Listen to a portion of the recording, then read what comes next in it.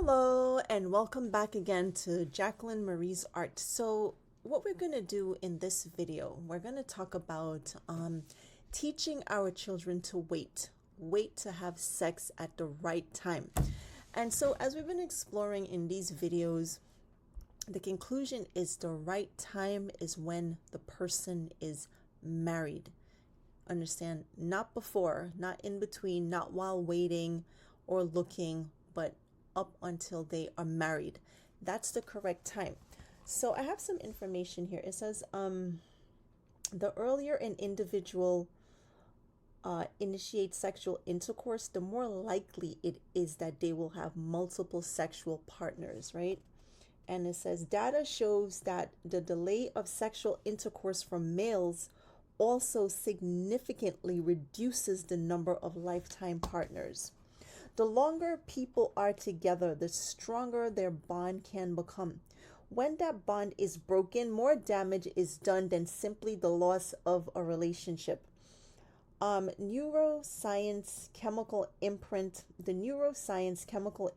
of that sexual experience remains, often for many years, impeding the very bonding process that leads to future healthy relationships, i.e., marriage. This pattern severely damages one of the most important abilities humans are born with, the ability to bond to another person. This bonding ability resides in some of the deepest and most fundamental parts of the human brain, and when damaged may require years of counseling for even the most committed person to heal. Sexually active teen girls were shown to be 3 times as likely to report that they are depressed. All of most or a lot of the time, as compared to girls who are still abstinent, not sexually involved. Sexually active boys are more than twice as likely to report depression as boys who are still abstinence, refraining from sex. Sexually active girls are 3 times as likely as non-sexual active girls to have attempted suicide, while sexually active boys are 7 times as likely as non-sexually active boys to have attempted suicide. And it goes on to say that, hang on, let me get to the other part. Becoming sexually active and having multiple sexual partners can damage an individual's ability to develop healthy, mature, and long-lasting relationships. This seems to especially hold true for future healthy and stable marriage. Several studies show an association between sex before marriage and a higher divorce rate when those individuals eventually marry. This would suggest among other things, that the person's ability to bond as husband or wife is damaged, causing the couple to struggle with the commitment that comes with marriage. And also, it says here, neuroscientific research, a wealth of new data suggests that sex involves the entire person, physically, mentally, emotionally, and in every other way.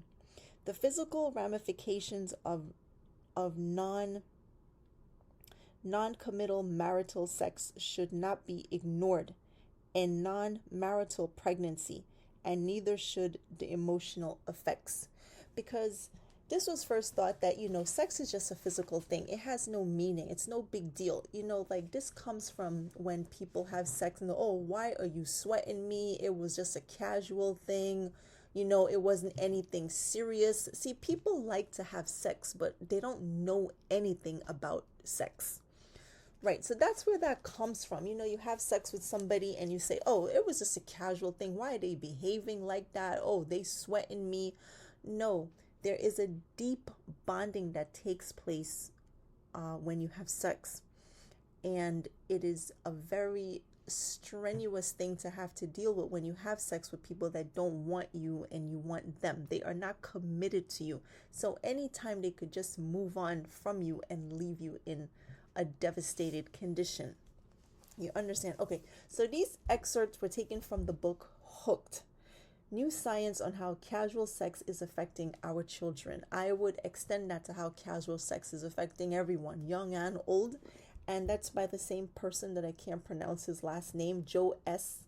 McHanley, Jr., MD, and Dr. Frida McKissick Bush, MD. So I'll use this book a lot because it is actually a very good book on, it really speaks to this issue of why it is so important that we should wait for marriage to have sex. So, based on the excerpts I just read, these are the reasons why you should teach your children to wait. Look, I'm well aware of what the norm is, okay? We're born into this world and we have sex. By the time we are 13, 15, whoever, we're having sex, boy or girl. Okay, and this seems normal. We grow up in this, where by the time 15, we're having sex and finish with that partner. 17, 18, we're having sex, finish with that partner. 19, finish with that partner. Maybe to 21, finish with that partner. 25, another partner, finish with that partner. And on and on and on it goes. Do you see how this is? So when you finally come around to marriage, because a lot of people nowadays, I don't want to get married. But look, your mind can change down the road, and more than likely it will. You will desire that one day. And when you finally settle down, it will be a different story for you. It will not be a happy ending. So this is how we get to all of this. So us who are older, who have been through this, and we have children, we could take the steps now that our children do not repeat the same mistakes that we have repeated when it comes with sex, because we ourselves did not know that, and our parents possibly did not know that either. Because like I said, this is considered the norm, to just have sex with whomever, whenever, on and on and on and on it goes. So by the time the average person finally get married, even if you get married at 25, by then you've had like over 10 sexual partners. Do you know what kind of damage that will do for even a young person's marriage?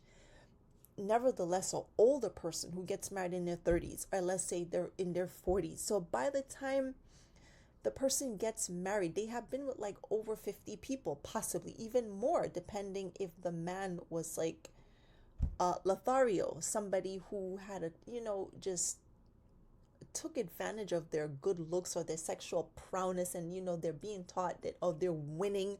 The more people that they sleep with, it's to their betterment, when it's actually to their detriment. I can't imagine what kind of marriage that will look like. So we want to train our children to wait. And how do we do this? Well, we ourselves marry, and we model this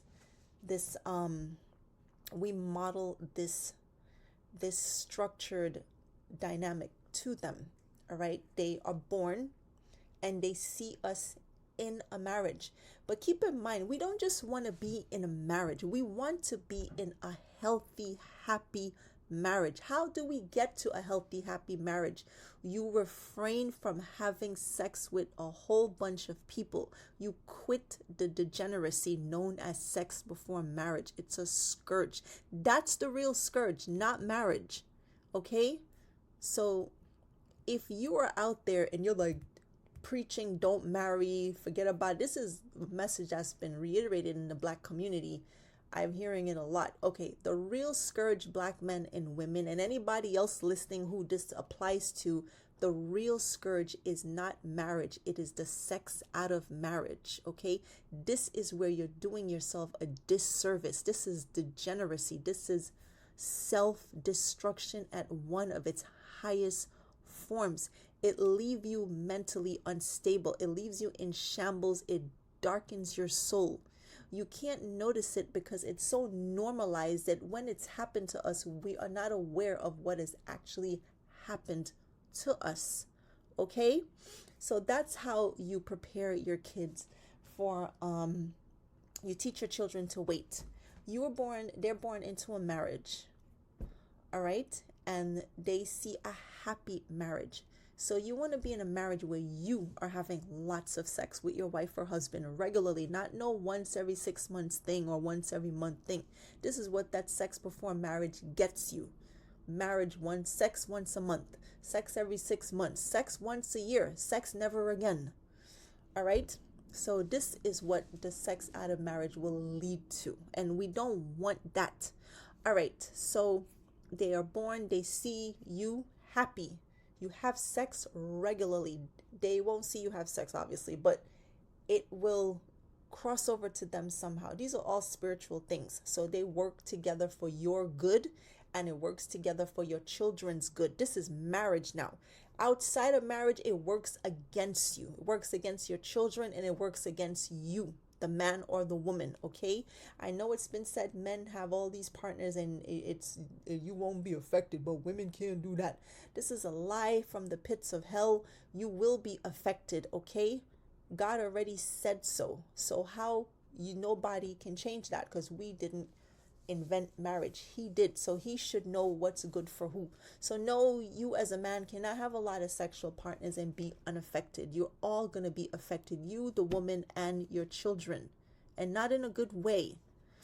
So you they see your marriage, you have lots of sex, you're happy. When kids are born into this kind of correct environment, they naturally will wait. All right? But you have to keep an eye on them also. You instill this in them. You work with them and you make sure that they keep themselves. All right. You see to it that nobody goes off into fornication, because, as the hormones start to come in, it will, like I said, your heart lies a lot. It is not to be listened to a lot of the time, because it will deceive you. All right, you'll think I'm in love, so I could give myself to this one or that one. No. Tell your heart no.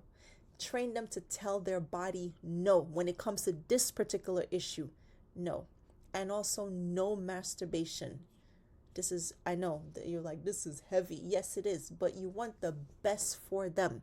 So make sure they don't get into any kind of sexual sin or any kind of sexual degeneracy. Look, I know we're used to in this society to just do what we want whenever we want, with no self-discipline when it comes to stuff like this.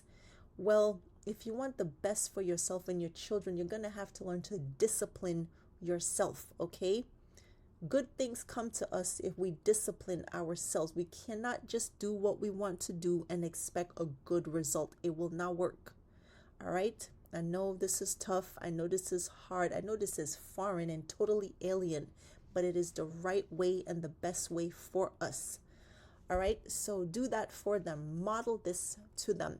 And if you have them and you are not yet married, so make sure they see you dating and nobody sleeping over and having sex in front of their faces. I mean, it won't be, but they'll suspect. So don't do that. You don't want to model degeneracy in front of them. If you are dating and you cannot wait to have sex, marry, okay? Get married.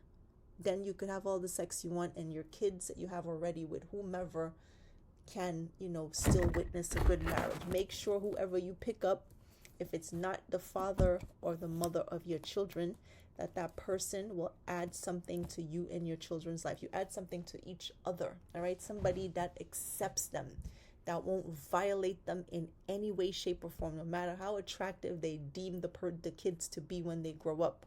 This is very important, all right? Because we're living in a very degenerate culture with a no holds bar type of mentality where anything goes. As long as it makes me feel good, I'm going to do it. Well, this is where all the problems are coming from, this degenerate mindset, okay? So we have to learn discipline, and it's worth it. In the end, you will reap beautiful benefits for the man, the woman, and the child. And there'll be less animosity, hatred, and anger between the sexes, all right? Because, when you really look at this, we still desire to be together. We still desire each other, but we hate each other. So if you cut out the middleman, which is the fornication, which is what is behind all the hatred. And I got to get even, and I got to get back at him or her, or I got to destroy him or her, or blah, blah, blah. Look, life will be so much better.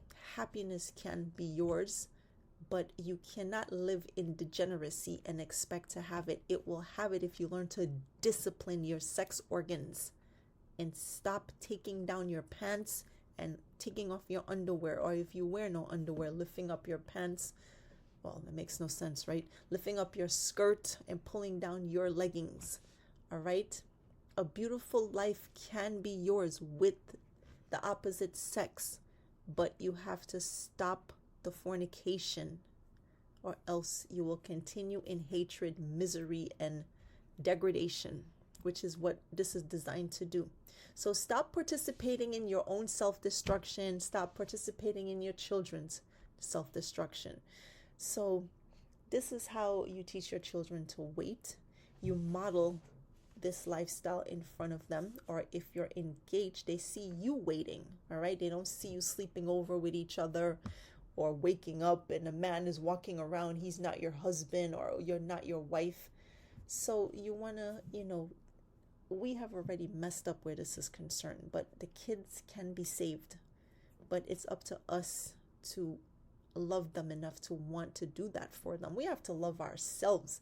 Fornication is an act of self-hatred, whether we know it or not, because it's so damaging to your soul, spirit, and your heart. Look at the pain that it causes. If we knew any better, we would do better. So now you know better, all right? This information was given to me by the Lord Jesus Christ, all right?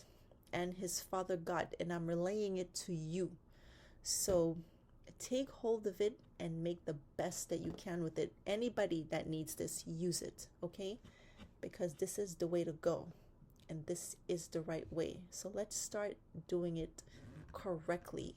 Apologize to yourself for doing it wrong, and apologize to God for doing it wrong, and your children, and forgive yourself and move on. And from this day forth, start doing it right. Okay, so thank you for tuning in. Thank you so much for listening to my little video. I hope it helps anyone that needs this help.